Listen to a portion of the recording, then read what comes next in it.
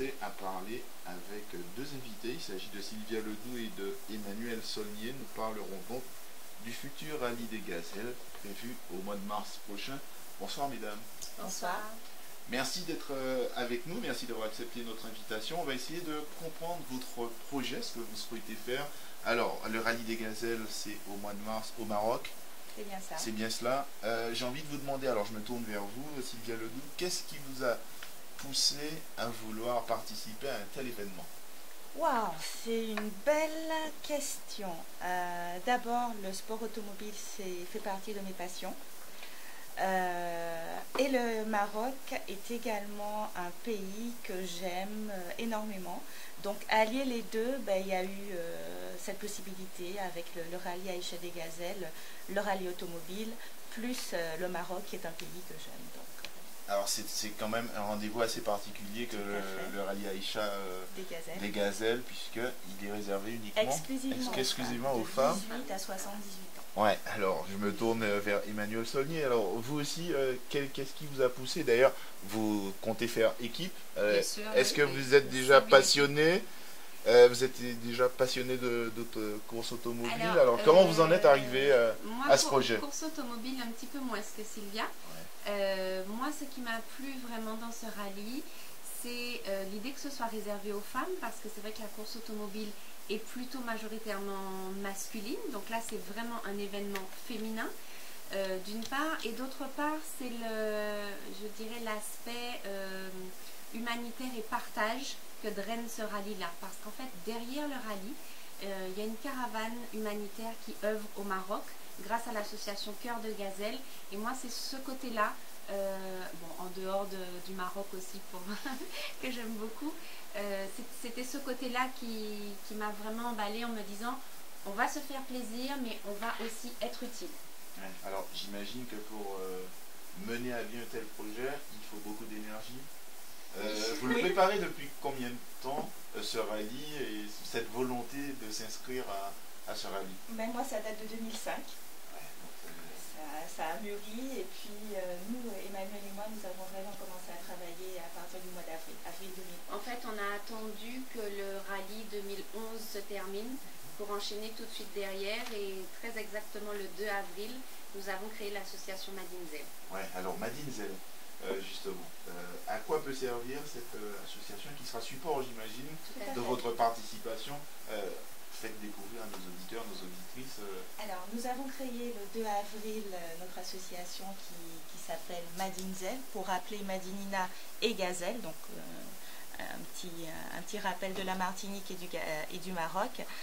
Nous avons effectivement créé cette association dans le but de faire partir le seul et le premier équipage martiniquaise à ce rallye, qui sera quand même la 22e édition, mais pas uniquement pour l'année 2012. Nous avons créé cette association aussi afin de donner envie à d'autres femmes de prendre la relève et d'être présentes au rallye Aïcha des Gazelles de 2013, 2014, ainsi de suite. Et pourquoi pas, par la suite, si on fait vraiment des émules, créer plusieurs équipages martiniquais. Alors, comment est reçu ce projet chez ceux que vous rencontrez? J'imagine que vous êtes en pleine quête de partenaires actuellement. Exactement. Comment est perçu le projet? Audacieux, surprenant, mais on a plutôt un très bon accueil. Oui. D'une manière générale, alors il y a vraiment deux parties. Il y a les gens qui n'ont jamais entendu parler du rallye, qui le confondent souvent, soit avec le rallye des Princesses, ou le rallye 4L, ou même le Dakar parfois. Et puis on se rend compte qu'il y a certains passionnés qui suivent régulièrement le rallye Aïcha des Gazelles et qui sont très emballés par le projet. Alors on sait que c'est un plateau international, pour être allé sur le site officiel. 33 nationalités l'an dernier. Certains ont dû vous demander qu'est-ce que deux Martiniquaises vont aller chercher au Maroc dans un projet fou, quoi. Projet fou, non, mais c'est vrai qu'on a eu la question, mais pourquoi le Maroc, pourquoi ce rallye? Et je pense qu'Emmanuel et moi, on a pu, on continue effectivement à expliquer que la course automobile, le rallye automobile réservé aux femmes, l'aspect humanitaire et médical, comme l'a expliqué tout à l'heure Emmanuel, font que on a envie d'y participer, on a envie de se faire connaître, on a envie de faire connaître également la Martinique à travers ce projet. Comme vous l'avez signalé, il y a déjà eu effectivement 33 nationalités de présentes lors des précédents rallyes. Nous sommes sortis toutes les deux, Emmanuel et moi, en début septembre, nous avons été à la dernière rencontre organisée par l'organisation. Et eux-mêmes, ils se posent la question à savoir si 130 équipages, apparemment ils ont tellement de demandes aujourd'hui, il y a déjà des Japonaises qui se sont inscrites, des Australiennes. En fait, aujourd'hui, comme vous l'avez précisé, c'est un rallye qui devient un rallye international. Et l'idée, c'était de se dire, mais comment se fait-il qu'il n'y ait pas la Martinique? Et on a un peu tendance en général à vouloir emmener les gens chez nous. Pourquoi plutôt ne pas nous exporter et montrer ce que c'est la Martinique ailleurs? Donc c'était vraiment dans cette idée de partage vers l'extérieur plutôt que de ramener les choses à soi. Donc ça veut dire que ce sera un beau plateau de diffusion et de promotion de notre île. Ça aussi, vous l'avez mis dans votre projet. C'est ce qu'on veut vraiment faire. Oui, vraiment. Alors, on va parler des questions importantes pour vous, entre autres. Ça coûte combien tel projet? Alors, nous avons un budget de 50 000 €. Le prévisionnel. Le prévisionnel, c'est 50 000 € qui comprend en fait nos droits d'inscription, tous les voyages aller-retour, puisqu'on aura plusieurs voyages, les stages de préparation, puisque n'oublions pas que ça n'est pas une course de vitesse, c'est une course d'orientation. Donc il y a toute la partie orientation, les différents frais de communication, puisque bien évidemment on veut communiquer aussi dessus. Voilà, en fait, c'est ces pôles-là qui sont... Et puis, bien sûr, la location de la voiture. Et est-ce que, pour l'instant, vous avez des difficultés à faire déjà admettre l'idée d'une participation martiniquaise à ce rallye, ou alors les passionnés comprennent et puis d'éventuels partenaires commencent à frapper à votre porte C'est plutôt nous qui frappons à leur porte. Donc vous avez encore besoin d'enfoncer des portes. Oui. Disons que l'accueil est positif, mais c'est vrai que pour le moment, on a plutôt eu affaire à des partenaires privés, qu'on connaît la situation économique en Martinique. Donc ceux qui adhèrent, ils donnent ce qu'ils peuvent, bien évidemment, parce qu'il n'y a pas de minimum ni de maximum. C'est vrai que si on pouvait avoir un petit peu plus d'aide publique, ça nous donnerait beaucoup de main. Bon, alors vous avez frappé à quelle porte là? Chez les publics, région, département, j'imagine? CMT. Et toujours pas de réponse? Non, pas de réponse. Ou c'est du refus? Non, pas de refus, pas de réponse pour l'instant. Alors, messieurs de la commission sport, on va croiser les du doigts. conseil régional, du conseil Ils sont général, au courant de notre projet. Voilà, donc deux pilotes martiniquais souhaitent aller au rallye Aïcha des Gazelles au Maroc et ont besoin de soutien. Parler de la Martinique et montrer qu'en Martinique aussi, on est capable de mener à bien des projets et d'être sur des événements internationaux. Alors c'est vrai que pour avoir parcouru un peu le site officiel, on voit qu'il y a un esprit Aïcha des Gazelles. C'est un rallye différent.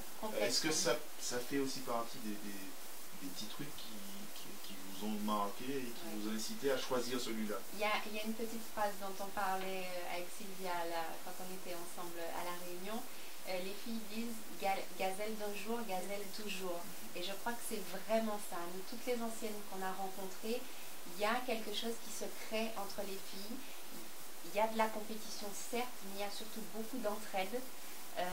Et je crois que c'est plus le dépassement de soi qui est important que d'arriver première. Alors, je crois avoir noté que pas de GPS, me semble-t-il. Du tout. Pas de téléphone, rien. C'est ça.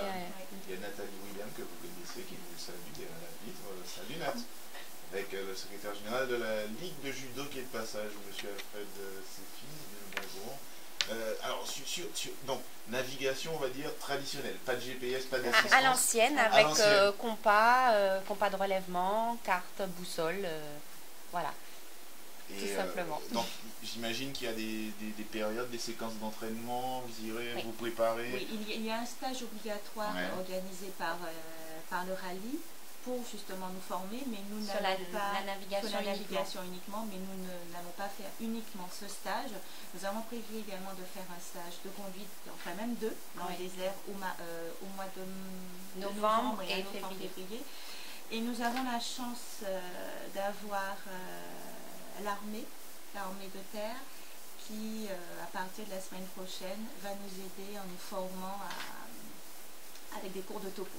Puisque c'est quand même, voilà, l'armée de terre est très réputée pour ses courses d'orientation. Ah, donc vous avez un partenaire qui est l'armée de terre, c'est déjà ça. Il va nous aider au niveau du stage. Au niveau de la formation, au niveau de la formation. Ça c'est aussi important de pouvoir maîtriser ou en tout cas tenter. Bien sûr. Et on a un autre atout, c'est qu'en Martinique, donc il y a un Martiniquais qui est bénévole depuis 12 ans sur le rallye. C'est lui qui s'occupe de poser les valises. Voilà, donc on lui fait un petit coucou à Thierry. Qui nous donne un bon coup de main aussi, puisque nous avons eu la chance pour une première participation de déjà voir à quoi ressemblaient les cartes du désert, que Thierry nous a montré. Alors on va revenir d'ici quelques instants avec vous en studio. On va du côté de la préfecture de Martinique, nous attend Jean-Claude Samid qui couvre pour nous et qui suit pour nous cette journée d'élection au Sénat. On sait que ce midi il y a des